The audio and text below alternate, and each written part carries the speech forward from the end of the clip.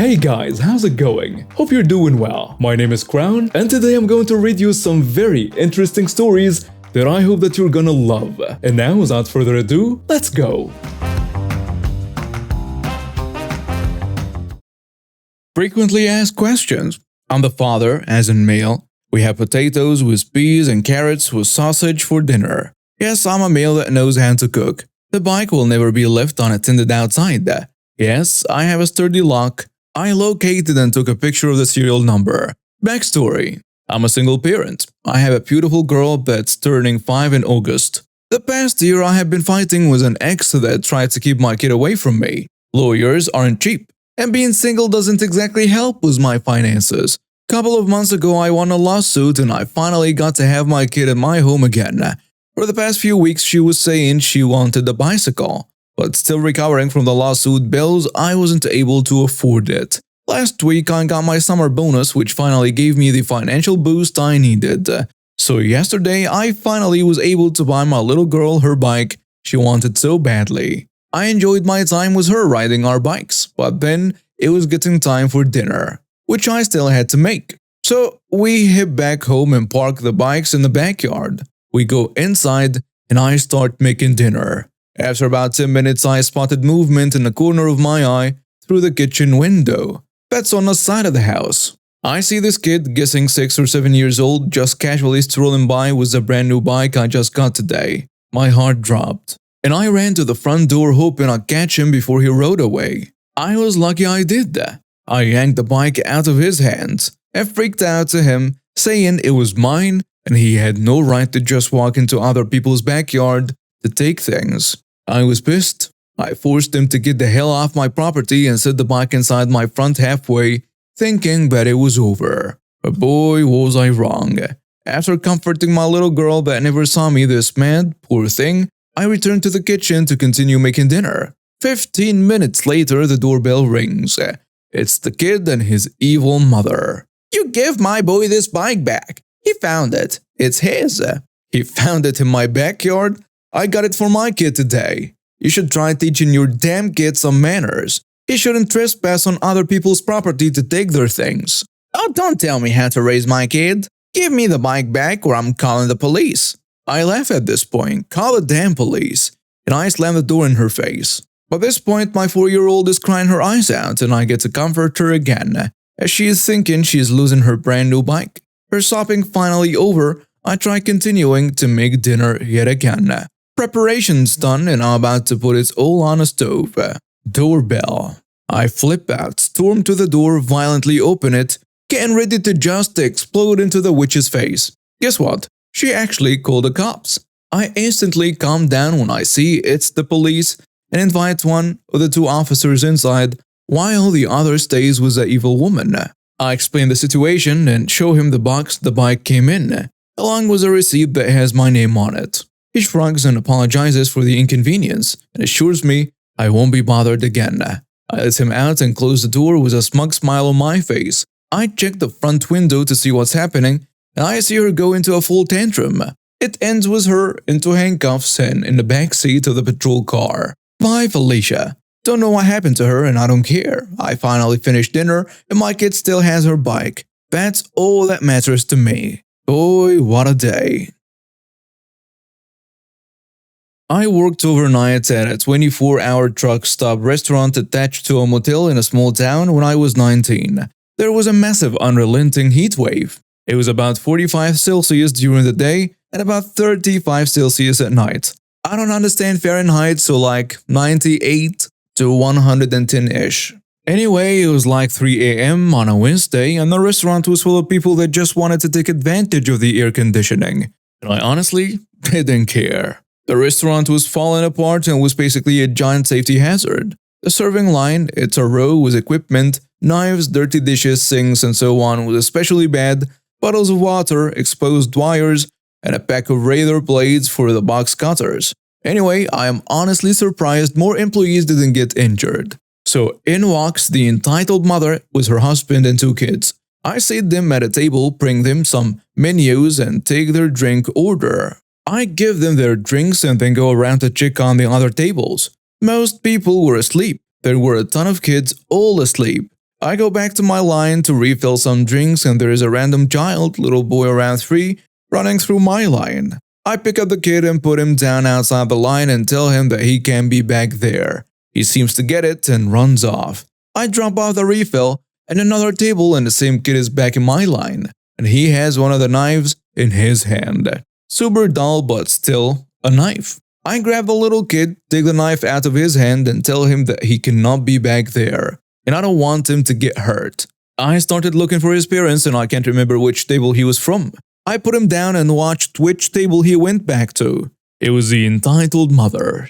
Damn. Not wanting to start anything, I decided to just drop it. I moved the knives to a top shelf and moved the box cutter. I drop some food off at a table, come back and the little kid is in my line again. This is the third time in like 2 to 3 minutes. I pick up the kid and I head over to his mom's table. I plop him down in the seat and say, "Here you go, little buddy," as I put the kid down. I'm sorry but your son keeps wandering into the serving line. It's super dangerous back there, please. Make sure he knows he cannot do that. I don't want anyone to get hurt. What are you talking about? It's a restaurant. He can go wherever he wants. Well, I'm okay with him running around. Just not back there, pointing at the serving line. There are dirty dishes, knives, and plenty of other super dangerous things. Please keep him out of there. How dare you tell me how to be a parent? I'm doing no such thing. He simply cannot be back there. Okay? He can go wherever he wants. Where is your manager? My manager isn't here at the moment. Please feel free to call during the day and make a complaint. The entitled mother screaming at the top of her lungs about how she's going to get me fired and how rude I am and so on. At this point, the entire restaurant is awake and staring. Me, my scary calm voice that has been honed over 3 years in customer service. Miss, you have until the count of 3 to stop yelling at me or I'm going to have to ask you to leave. More screaming comes from her. Something about how I can't treat people this way or something. 1. She screams. 2. Even more screaming, the kind that makes their neck go all red and that singular pulsing vein appear on their forehead. 3. You may leave now. You can't kick us out. Yes, I can. I've asked you to leave. If you don't, I will call the police. I am not leaving. Call them. Call the cops. I pulled out my phone and dialed the personal phone number of one of the cops on duty. I had to call the cops multiple times a night, almost every night. The cops knew me very well because there was no non-emergency line at 3 a.m. and the 911 operators were in the city 7 hours away. The cops gave me their numbers. You're not really calling the cops, you liar. She yells to me while I'm on the phone with the cops. The cops showed up in about 1 minute. Very small town. They must have been just down the street. Cop 1 gets in between the entitled mother and I, and Cop 2 pulls me aside and asks me what's going on. I tell Cop 2 everything and he said that he would take care of it. The entitled mother is screaming at the cops about how I'm a terrible person and that I was screaming at her and that I assaulted her child. They start trying to move her towards the exit while trying to calm her down. She runs around them and gets right in my face screaming about how I'm going to regret this and that I'm going to go to jail for assaulting her kid. I stay completely silent as I'm pretty used to getting screamed at and generally by way scarier people than Karen here. Cop 1 gets in between us again and gently touches the entitled mother's forearm to move her acrylic gel nails out of my face, and the entitled mother backs up and punches the cop right in the face. Cop 2 tackles her to the ground and immediately handcuffs her and drags her out of the restaurant screaming at the top of her lungs. She punched a cop, you guys. A cop. So one would have been a talking to in a parking lot and then an angry phone call to my manager in the morning led to prison time. What the hell? Let me start this post by saying that I am normally very polite and respectful to police, but tonight a cop got power hungry and earned some malicious compliance. I live in the southeast, where there is a snowstorm. Quotes because I've lived in Minnesota and NYC and we're only getting a couple inches here. Being that the southeastern United States shuts down when there is snow in the forecast, I often get called on to drive people around because I'm a nice person, I guess, and know how to drive in snow. Anyway, it's a crisp 22 degrees in my town and I'm friends with the manager and many employees at the local Walmart as I used to work there. There is one elderly employee who has health issues, no family, and cannot drive himself. Normally, he hitches a ride from another employee or walks home, but tonight it was too cold and wet and no other employees were getting off, so I got asked to come take him home as a favor. No problem. The manager told me to pull up by the soda machines beside the store. So I parked out of the driving lane, out of the way of pedestrians by the soda machines, let the manager know I am there, and I waited. About 2 minutes after pulling up, someone walks up from the front of my car and there is a loud knock on my window. It's a sheriff, a particularly well-known local jerk. We'll call him DC for douchebag cop. I'll state again that I normally have great respect for the police, but in this small southern town, the police are mostly power-hungry idiots. It also helps that there is very little crime in our town, so the cops get pretty poor and notoriously harass patrons of Walmart and other shops.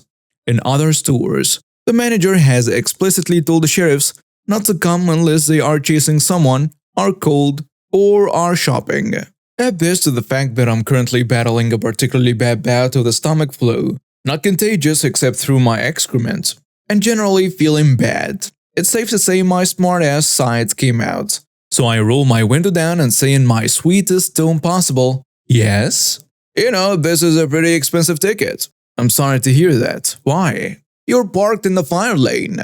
"Well, actually, the store manager asked me to take an elderly employee home so they didn't have to walk in the freezing cold and snow. He specifically said to park here and the employee will be getting off any second now. Plus, there is room for about 10 fire trucks. I don't need you to get smart with me and I don't care if the president asked you to park here. You need to get out of the fire lane or I am going to empty my ticket book tonight." "Okay, well, you better move then." So I whip the car in reverse, back up into the middle of the driving lane in the parking lot, and put my brake on. I'll add that this is a side of the store, so I wasn't really blocking anyone's way. It's just where the employees park, and I know he was the only one getting off anytime soon. "What the hell do you think you're doing? You're blocking traffic." "Well, sir, you asked me to get out of the fire lane, and now I'm out of the fire lane." "You little smart ass. I'm gonna write you every ticket I can if you don't leave the parking lot this instant." "Well, actually, I'm on this thing called private property. If you want to issue me a parking ticket for being in the middle of the lane, you'll have to get permission from the property owner first. Would you like me to call him for you?" "That smart little mouse of yours is gonna be sorry." I try being nice. He starts to walk away. Could have fooled me. Right as he was turning around to scold me, the guy I was waiting for came and got in the car, and I did the sweetest little bye-bye waves to the douchebag cop, threw it in reverse, and backed out of there. He was yelling for me to stop, but I was already gone. About 5 minutes later, I got a call from the manager. He said the cop came in demanding to see the security tapes to get my plate number, and the manager asked him what the hell made him think he had the authority to harass his customers and employees after his explicit instructions not to, and proceeded to ban the cop from the store. For once, going to Walmart was worth the trip. I played GTA with a group of friends. They are not people I know in real life, but they are cool. We're all between the ages of 25 and 50, and there is about 10 or so of us in total. We do group missions, heists, and stuff like that. It's pretty rad. I'm the only girl, mind you, and this comes up later. It's relevant to say that we have 2 rules. Stay on the mic for the missions and no blocking or muting people in our crew because it's rude or whatever. I don't know, I think it's kinda dumb to be honest. But whatever. I like having money in the game, and this is how I do that. I usually tolerate whatever happens in chat, even if it's annoying, but I reached my limit. Recently we had a new guy join us. He's new to the game too. Day 1, he's messing up missions. I offered to give him training because I'm a team player. When it was just us on, I took him around the map and showed him around Los Santos. While showing him the Mount Chiliad mysteries, he used a racial slur that didn't vibe well with me. I asked him gently to knock that off. He called me a snowflake, which is comical if you know who I am and what I'm about. I just told him that I found the word jarring and I would have stopped if the shoe was on the other foot. The weirdo only doubled down that I was a wuss for being offended. I blocked him and was told the next day to unblock him if I wanted to run missions with the crew. Only because I like money and I don't want to be asked to leave the crew, I unblocked him. He said he was sorry for offending me. We all played together most of the night and he did it again. The rest of the guys asked him to knock it off with that word. But he said it yet again a short time later, and the head of the crew was about to kick him. However, instead, I PM'd everyone but the racist to mute me for about 2 minutes. Once everyone else had muted my mic, I blurted my ear horn into it. He called me a witch and blocked me. He was promptly told to unblock me or get booted from the crew. Before his official ban today, he was complaining that I might have given him hearing damage. He threatened to sue me and called our entire crew cocks and sims for taking my side over him because I'm the only girl. Oh damn well. To the people taking up for the racist, it's not the look you think it is. People out there can see you defending bad people, and it really is a terrible look to put out there into the universe. You're better than that. And now we have reached the end of today's stories. Thank you for watching and see you next time.